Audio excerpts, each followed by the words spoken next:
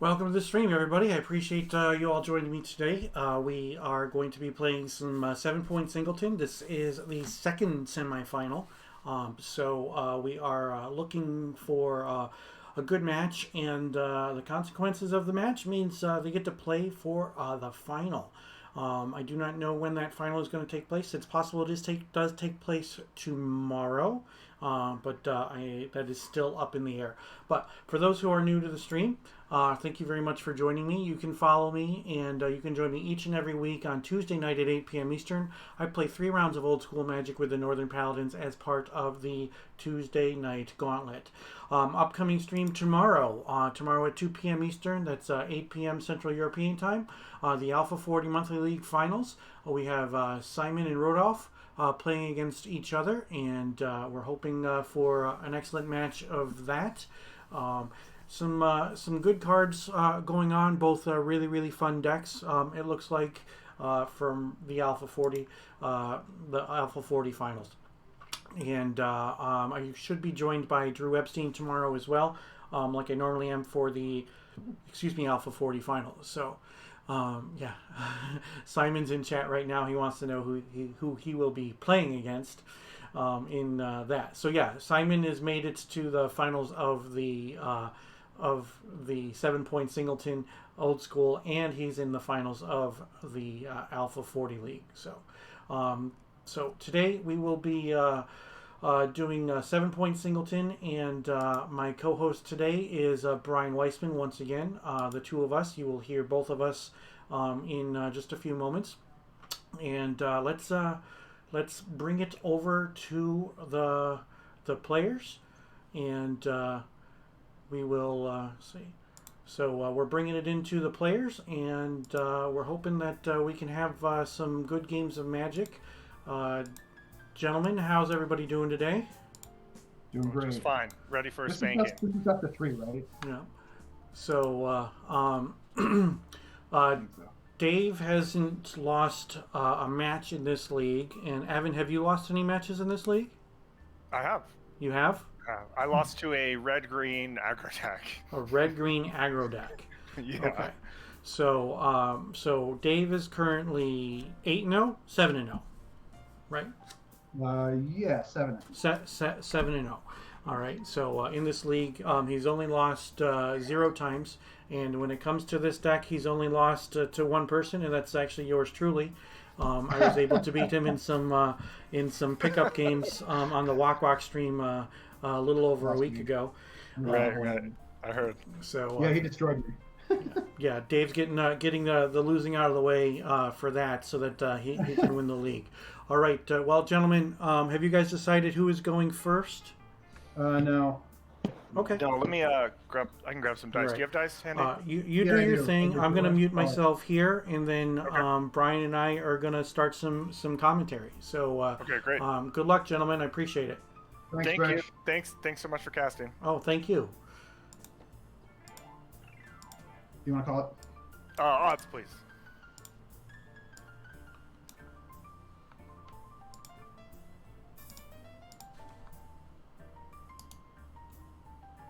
Find out in a second who's going first here. Gotta get my co-commentator back in here. Oh, Hey, there Brian, he is. how's it going? He's back. All right, cool. Welcome back there, Rich. It looks like they've just been chatting, and they're done now with the cuts. And that's Evan looking at his first 7. Do you know who went first here? I didn't see who won the die roll. Sorry about that. But, No, it's fine. It's a weird situation in 7-point Singleton where it's not based on seeding, but you still do the random die roll. Yeah, that's true. Actually, you do a random die roll just to determine who goes first here, and I imagine that both of these players would elect to go first without a question. A little quick shot of Evan there, and it looks like Dave is mulligan, which is both good and bad depending. He's taking a look to see if the other player's running a black light. Yeah, in Dave's previous games, he's been really aggressive when it comes to his mulligans. I see.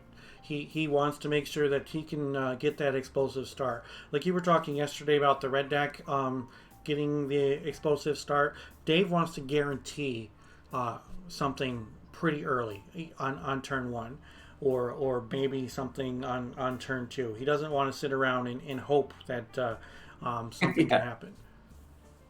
Yeah, that's true. And because his deck is so homogeneous, he doesn't really have any key spells. Okay, so it looks like Evan is in fact starting here, starting off with the swamp. It's really we need to pay close attention to see whether or not Evan draws sufficient mana early on. And just like you said, Rich, there's the turn 1 creature. Oh, and Desert comes down. That's huge. Yeah, Desert is definitely pretty big in this matchup. Oh, it's enormous. Incredibly difficult card. And he only has 2 outs to deal with it. Look at that. How much damage is this Desert going to save? Let's keep track. That's 1 point. He's got red and black now. This is just about an ideal start from Evan. And a Sedge Troll. And a Sedge Troll. All right. Right. And Evan's not running a lot of creatures, so being able to have a 3/3 on turn 3 is pretty good for him. The only thing that Evan has to fade right now is an Anthem effect from Dave. Yeah, an Anthem would certainly be powerful because he could come through with the Wolves and back it up with the King, and he has literally nothing. Yeah, it's incredible how the game can swing that fast. And he's got double black and red. He's just missing his splash colors at this point. Right. Even able to attack with Sedge Troll due to that Desert in play. Incredible. Follows it up with another creature. So we were talking about the Guardian Beast in his deck. Remember, I was mentioning that just a 4 health body can often be a big enough roadblock to... All right, well, we've got a Bander in play. Unfortunately, that's not going to mitigate damage from a Regenerator. And the Desert still will hold everything in play. In fact, he doesn't even have... Well, I guess he bans all 3 and uses the Javelin. He can kill a Guardian Beast. Yeah, that doesn't seem like it's a winning proposition. Is Evan tapping out again? Is he playing his deck like it's a slide deck? Just tapping out every turn? Single Vampire, yeah. Oh, no, Mind Twist. Good Lord. Yeah, this is... it's all but over. I'm a little surprised by not attacking with Sedge Troll there. There's no way that Dave would have blocked, but now he can't attack with Sedge Troll because of banding. So he loses Armageddon, an incredible tool against Evan's deck, and a way to get rid of Desert. Army of Allah, Diabonin Archer, and Disenchant. No attack there feels like a little bit of an oversight to me. You notice that Plains has a 16 on it, which is an indicator from his deck list of how many Plains he's actually running. Yeah, but I think it's funny that he's running the sleeve that says the number 16 on it. Is it Shivan or a Triskelion? That's Triskelion. Oh, good Lord. All right, this is over. Yeah. Evan definitely... Evan came swinging and definitely did what he needed to do there. Yeah, it's a completely unbeatable draw. It's just about perfect. Desert into turn 3 Troll, into turn 4 Creature, into turn 5 Mind Twist, into turn 3 blow up your board. He's got an Ordo Leapor. That'll at least stop Guardian Beast. And that actually stops all 3 creatures, interestingly enough. Although the Troll and the Guardian Beast can attack together. Right. Just about the best card in his deck you could draw right there. He can just block the Guardian Beast, no problem. Wait, did he take 5? He took 5 for some reason. He took 5 damage. With a pro-black creature on the table. Yeah, that just looks like a little bit of a stress play to me. Yeah, kind of realizing Evan had the absolute nut draw that he needed to beat this deck. Yeah. So life total is currently 20-7. Yeah, and he actually neglected to ping him also when he used Triskelion's effect. He could have killed the Triskelion. Right.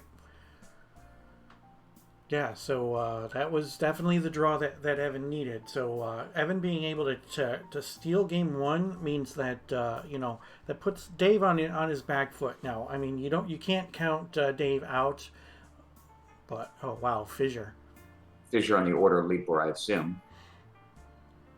That would be the correct play because it's got pro black. He's going to have to chump block. Wait, that is summoning sickness. Yeah, he just cast it, so he can't do that. Okay. Yeah, I don't agree with that. I think you definitely kill the pro black thing and you attack with all 3. Whatever. Okay. It's academic. Yeah, all right. Well, that was nuts. We were hoping for some long games. We got the opposite and the opposite outcome as well. Yeah, it was one of those still got all these moments. But yeah, unreal, right? That was. I think that if Evan were to just vampiric tutor the top of his deck every single turn, it would be harder for him to get a more ideal draw than that. Yeah. So while they're shuffling up, I'm gonna bring the decks up on camera in the stream right now. So Sure. 7-point Singleton. There are no sideboards. Dave's deck is built for the format with pro black creatures, pro red creatures, and is basically pre-boarded to deal with a lot of Evan's stuff. But he didn't draw any of that stuff, and Evan drew everything that he needed. So that was definitely an interesting thing. And you see Evan's deck list on the screen right now. He doesn't have a lot of creatures. He doesn't have a lot of threats. He relies on the mid-range to the long game to deal with things. Try to settle things down with a little bit of redundancy, either taking out lands or taking out threats with damage. But this is not something that Dave has yet faced. Yeah, I agree actually, and we were talking before about how Evan had to draw the lower right-hand corner of his deck, but he actually was able to win that game with drawing some of the stuff on the left side, mainly because of the fact that he drew the Mighty Desert. But if we were to just rewind the deck, if he plays Desert, remember I was going to keep track of how many points of damage were saved, and in fact, only 1 point of damage was actually mitigated by the Desert because he played the Desert turn 2. That prevented 1 attack, and then he played Troll on turn 3, which prevented any further attacks, and then Guardian Beast on turn 4.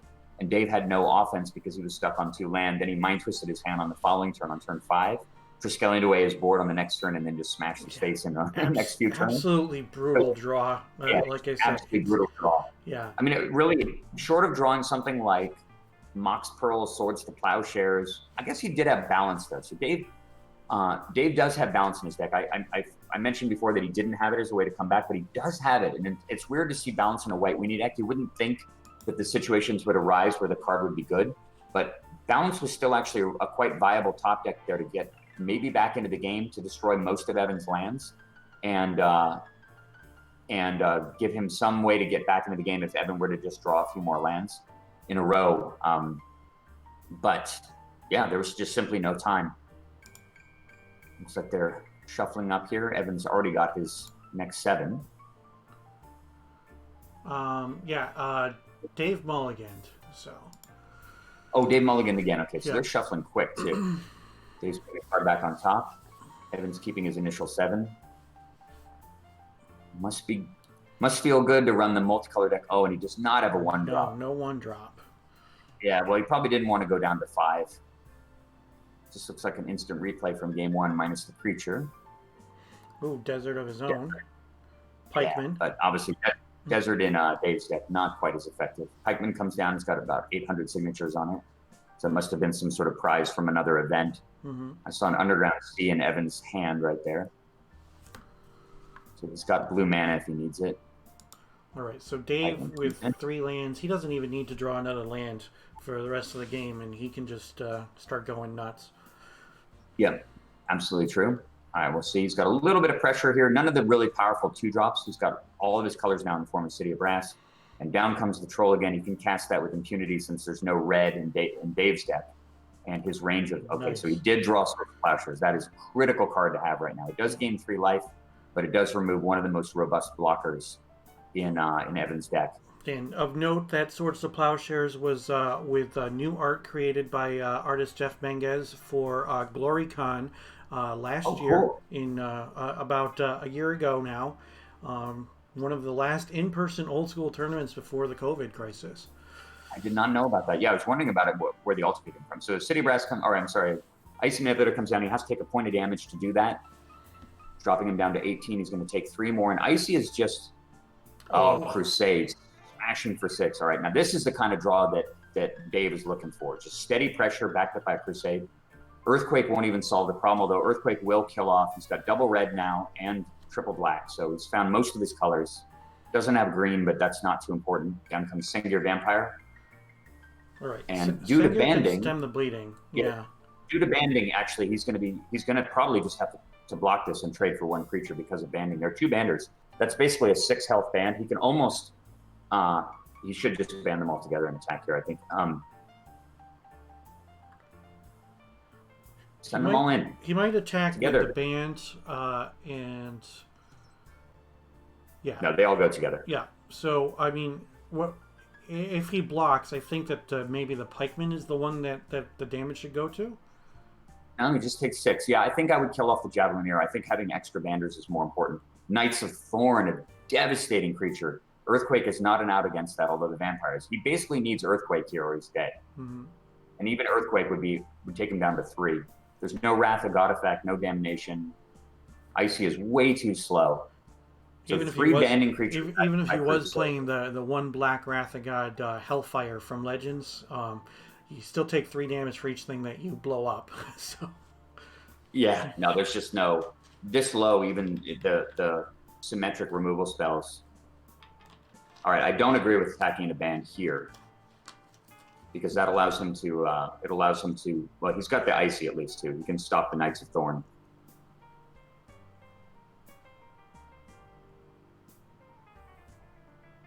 So we're going to see a singular vampire probably trade for either the pikeman or the javelineer.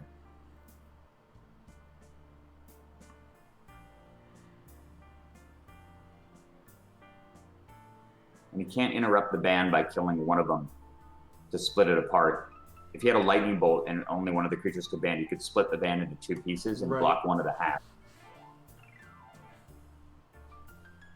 So it's discussing, this is where banding is just so powerful. Whenever you're able to give extra health, I talked about how Crusade was a card that was missing from Mikkel's deck in the last event. This is sort of the perfect example why Crusade is so good. Giving extra health to your banders just makes the band so much tougher to deal with.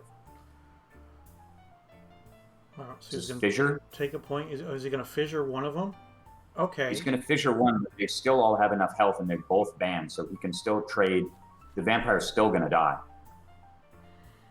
Yeah, it doesn't matter which one he gets rid of. I think that, okay, getting rid of the first striker, okay, that makes sense. Yeah, and he should throw the damage onto the Javelineer, I think. Oh, he's getting rid of the Javelineer. Maybe for that one extra point of incidental damage. All right, so the pikeman goes away, and Dave still has a flyer and a pro-red creature. Yeah. And I love the choice to keep a flyer in play over the first striker because it's immune to Earthquake. Yeah, and Evan's not playing Falling Star. No, he is not playing Falling Star. That's actually a really interesting choice, given how effective it might be in this situation, killing 2 of these creatures and allowing him to tap the Knights of Thorn. He's okay. Zero area. Yeah, that is not the card you want to be playing right now under this much pressure. No. Take damage to play it too. He's never going to be able to activate it. Okay, Hypnotic Spectre. Yeah, and he's still got enough mana to use his Icy, so he's got a few blockers. And in fact, the Samite Healer is going to be very, very problematic here. Samite Healer is probably just going to go on offense. Well, it might not, though, depending on the Samite Healer allows him to protect the Mace of Pegasus from a block. So he's going to tap the Knights of Thorn here, but if he sends in the Mace of Pegasus, okay, they are just both going on offense. Just turn them sideways. I mean, Evan's at 3. I know Dave has Diavin and Archers in his hand. He flashed it to the camera a second ago. So Spectre trades. Look at that with a Mace of Pegasus. He takes 2 and goes to 1. Down comes another creature. All right, so that City of Brass isn't doing anything for the rest of the game. Oh, just creature. Exactly. Yeah, I would not have cast Zero Arian. I think that doesn't make any sense. Yep. And that's it. A quick game 2 on the other side of the table. Wow, they are 1-1 now. And you know how we talked about how Evan had the nuts draw? Well, Dave had pretty close to the nuts draw for his deck in this matchup. He had the Plowshare to take care of the Sedge Troll, which was just about the perfect roadblock to all of his offense. Multiple Banders and Crusade. Yeah, that's what Dave's deck does. It's got a lot of redundancy in the fact that all of his creatures just come out quick, and then he's got a few Anthem effects, and so while his board state might look a little bit different each time he plays, it basically it's the same formula. Just keep on putting dudes out, make them bigger, maybe get one of the couple removal spells, and just turn things sideways. Yeah, I mean, that is just, I'm going to bring up, while they're shuffling, I'm going to bring up the deck list again. That's just sort of one of the things about the Singleton formats in general, and how monocolor decks are kind of pushed by the general constraints of the format. the fact that it's much easier, particularly with mono red and mono white, to build a deck full of kind of homogeneous threats, and constructing a deck with a multicolor mana base that can assemble an appropriate defense, an appropriate set of answers to deal with a very consistent aggressive push is really challenging. You can do it some games, and like the first game that we saw, when things come together and all the cards show up in the right order, it feels like the aggro deck has just no chance at all. And then you see a game like that, and you're looking at the black-red deck going, how on earth does he win? Right. How on earth can he stop a deck like that? Like, I mean, it seemed like game one would be an anomaly against Dave's deck, with how Dave took care of business. Totally. It's just a shame that they are. It's a shame that they're not playing. That they're not playing a best of five. Looking at the two deck lists.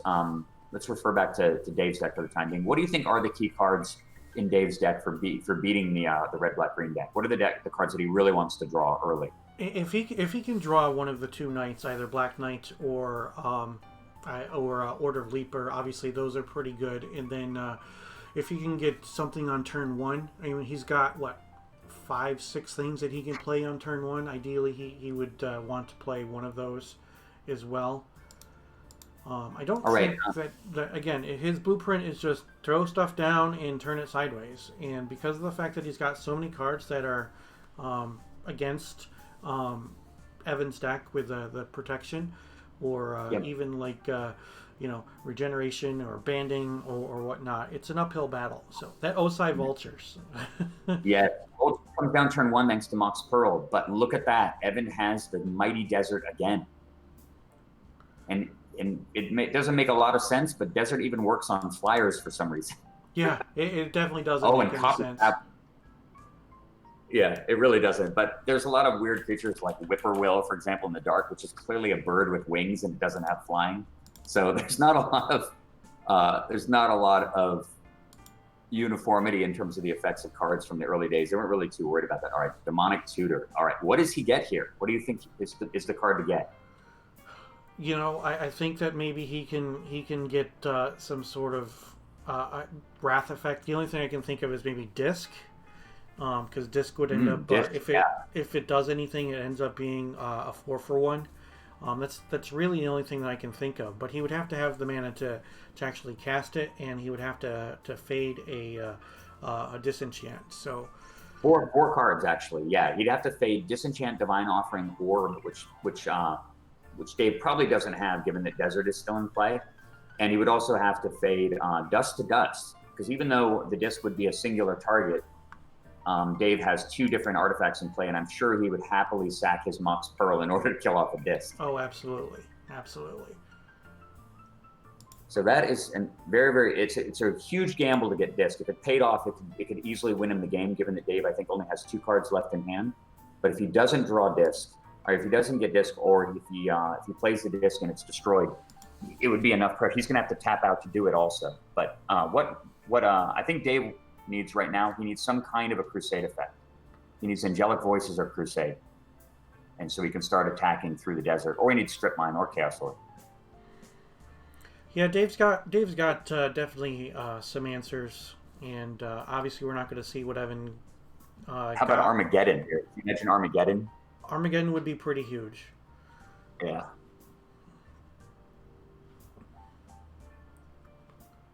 Dave's got to think here. 3 mana.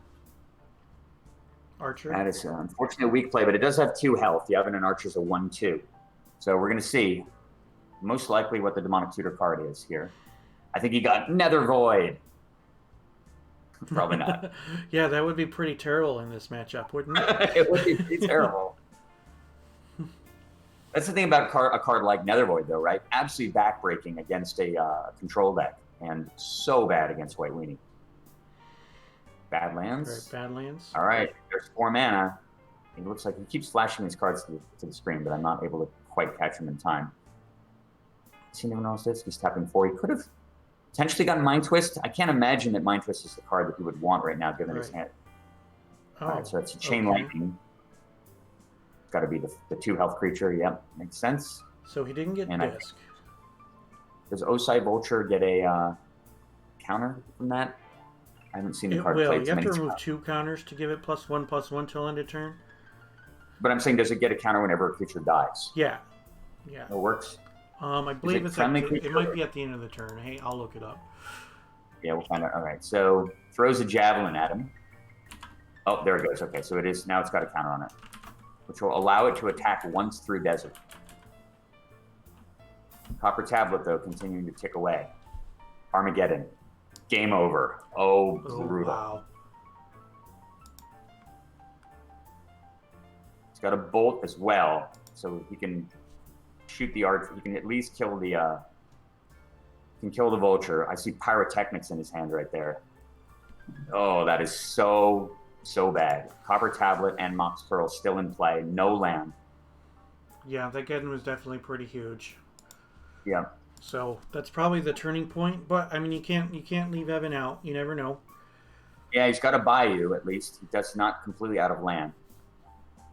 But Dave's got a 2 damage a turn clock here and another land as well. Evan draws, takes another damage from Copper Tablet. He has no more land in hand. No more land in hand. Just Yeah. looking through the graveyard. Attack for 1. All right, King Solomon. Yeah, my screen is my whereby screen is lagging a bit. He played King Suleiman. Yeah. Yeah, King Suleiman is a really cool card to see. You often see this card sideboard. Wow, Volcanic Island, incredible pull, giving him red mana again. I know he has Pyrotechnics in hand, but his clock is probably going to outrun his ability to play it. He doesn't have no artifact mana other than Felwar Stone. He doesn't have Black Lotus. Maze of Ith comes down. It doesn't do anything right now. Yeah, and you notice how inconsequential. He's got Stone Rain in his hand, but he can't even play that. You know, notice how inconsequential the land destruction in Evan's deck is in this matchup. Just totally useless. I don't know if he has it in hand, but the Copper Tablet is going to just bring an Evan. He needs to draw basically a range of Shatter as well as Earthquake within the next couple of draws, or he's just a dead man. There's no way out of this. He's got Disintegrate for 1. Should take out King Suleiman. That A little bit helps more a resistance. little bit. But that Copper Tablet, that card we talked about yesterday, So good. So ticking good. away. Yeah, it's so funny how so many of these games just come down to something like it. Samite Healer comes down. There's just no way he can, I really think, realistically get back into this game. It's down But to 3. you never know. He might get insanely lucky. Yeah, just the amount of, he's got to detonate. So he can kill Copper Tablet. And he goes to 1.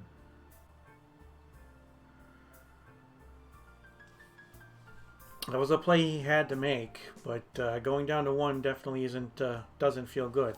It definitely takes away his out of Wrath of God, or sorry, of Earthquake as well. Yeah, we got to know what he we got to know what he tutored for, and we also have to know whether or not Dave has an artifact for his hand. At this point, he's got to have it. He's drawn about 20 cards. He's got 4 ways to kill artifacts, so it's hard to believe that he wouldn't have a way to kill an artifact. But it still feels to me like the disc play was the right play, the one you suggested. It's so much. Yeah. Down comes Dave Brass. It's just He's got adding Pyro. insult to injury by drawing a City of Brass there. Oh, and he's got Eye for an Eye and Divine Offering. So he did show the Divine Offering. It would be interesting to know how long he had it. But it's evident he did not Demonic Tutor. I think he Demonic Tutored for Pyrotechnics would be my guess. And that is it. Dave Farthbird wins 2-1 against Evan. And will advance to the finals. So Wow. continuing his unbeaten streak and racking it up to 8-0.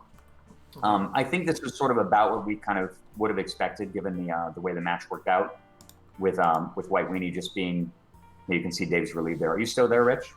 Yeah. I'm going to go in and I'm going to talk to the players for a moment. Okay, I'll just go do an outro then, and then I'll stop my recording. Sounds good. Thanks for joining me on commentary, though. It was great. Take care.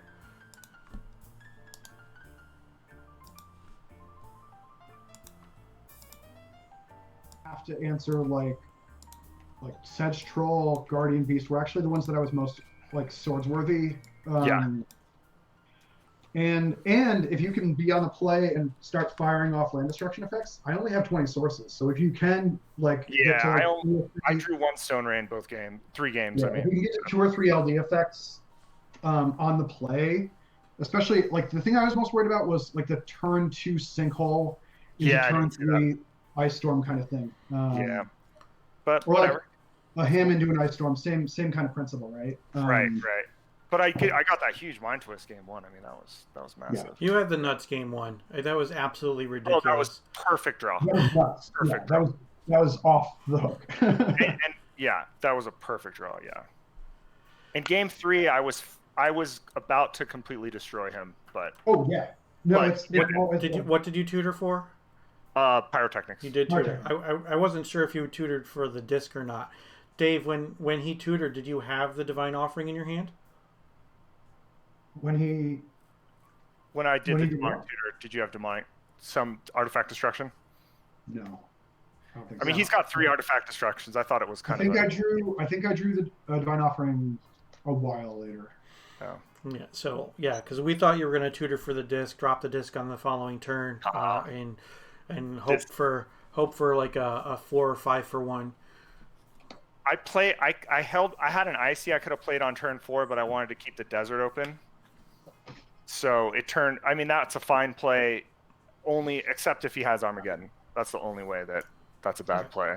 But Yeah, that Armageddon was huge. it was. Definitely. I almost get in the turn before. That would have been just as devastating, pretty much. Yeah, I wanted to risk it in order to play the stupid 3-drop like 1 per creature. I wanted it, 1 more threat on board if I could possibly get away with it. Yeah. And I wanted to get I wanted to be greedy. I wanted to kill 4 lands instead of 3. No, it worked out. Yeah, it was great. Yeah. There's Worked nothing out. wrong with that. Well, Damn gentlemen, close. thank you for the games. I appreciate it. Evan, congratulations on getting this far. Yeah. Dave, congrats on making it to the finals. Simon was in chat and he was watching the stream, so we're hoping that you guys have a good match, and you guys are gonna schedule that. I'm hoping pretty soon, because I'd enjoy watching that as well. So, all right, Cool. gentlemen. Well, Thanks care. for casting our games, guys. Thank you Hey, guys for Brian, allowing me to do so. I definitely Brian, appreciate it. I'm taking my sinkhole, the deck, to the finals of the Derby. Just so you know, just a heads up. You're taking it to the finals of the Derby. All right, Yes. you heard it here Yeah. first, everybody. He's taking it to top the 8. finals of the Derby. Yeah. So All right. that'll be that match will be Monday night next month. So. All right, Hey, guys. Thanks a lot. we'll play Take care. TFB, and thanks for everything you do for the community. So Oh, you my rock. pleasure. Thanks a lot, Okay. guys. All right. Take care, guys. Bye. Well, that's all she wrote for that chat. So I appreciate everybody joining. And please, if you haven't already, please don't forget to follow. You can join me each week for my regularly scheduled stream. I play 3 rounds of Old School Magic every Tuesday night at 8 p.m. Eastern with the Northern Paladins as part of the Tuesday Night Gauntlet. And then tomorrow at 2 p.m. Eastern, 8 p.m. Central European Time, Alpha 40 Monthly League Finals are here. Simon and Rudolph will be playing against each other here on my stream, and I will have my guest in my studio will be Drew Epstein, as we have quite frequently for the Alpha 40 matches. So I appreciate you all being here and sticking around for this. I hope you all have a great night, and I will see you tomorrow.